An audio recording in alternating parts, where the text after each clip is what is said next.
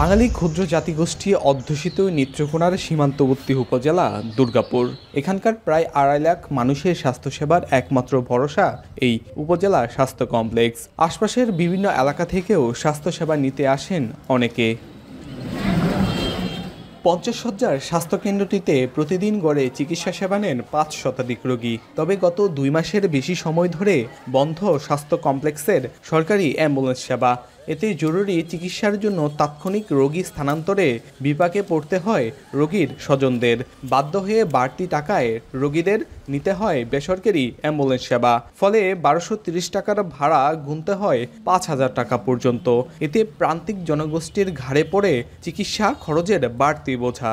অনেকে সমর্থ নাই দেন ৪,০০০ টাকার ভিতরে একটা অ্যাম্বুলেন্স নিয়ে দ্রুত গতিতে যাওয়ার মতো। দরিদ্র মানুষের পক্ষে ইমার্জেন্সি ভাবে এখানে একটা রুগী লিয়ে যাওয়া এটা কোনো পক্ষে সম্ভব হইতেছে না। ময়মনসিং গেলে ১০,০০০ ৫,০০০ টাকা গাড়ি ভাড়া আছে, আমরা মনে করুন যে সাধারণ গরিবের দেওয়ার মতন ক্ষমতা নাই। এই অবস্থায় প্রান্তিক পর্যায়ে সরকারিভাবে অ্যাম্বুলেন্স সেবা নিশ্চিত করার দাবি স্থানীয়দের।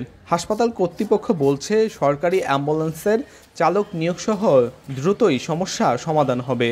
৪-৫,০০০ টাকার মতন মনে খরচ হয়ে যায় থেকে ময়মনসিং গেলে। সরকারি অ্যাম্বুলেন্স হলে আমাদের জন্য ভালো হয়। কয়েকটা আছে একদমই ব্যবহার অনুপযোগী, আর 2টা আছে এটার জন্য বিআরটি কে আমরা বারবার তাগাদা দিয়েছিলাম। তাদের আসলে এস্টিমেশন পেলে আমরা আসলে ব্যবস্থা নিতে পারতাম, কিন্তু এ পর্যন্ত বিআরটিএ থেকে কোনো রেসপন্স আমরা পাই নাই। এই ব্যাপারে আমাদের ঊর্ধ্বতন কর্তৃপক্ষকে আমরা জানিয়েছি। একটা নিয়োগ প্রক্রিয়া চলমান আছে।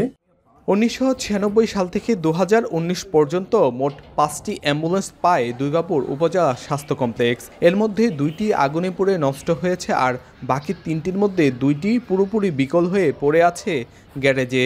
বিকল 2টি অ্যাম্বুলেন্স বিক্রির কথা থাকলেও বিআরটিএ থেকে ছাড়পত্র না পাওয়ায় কয়েক বছর ধরে ঝুলে আছে নিলাম প্রক্রিয়া। রিফাত আহমেদ রাসেল, এখন নেত্রকোনা।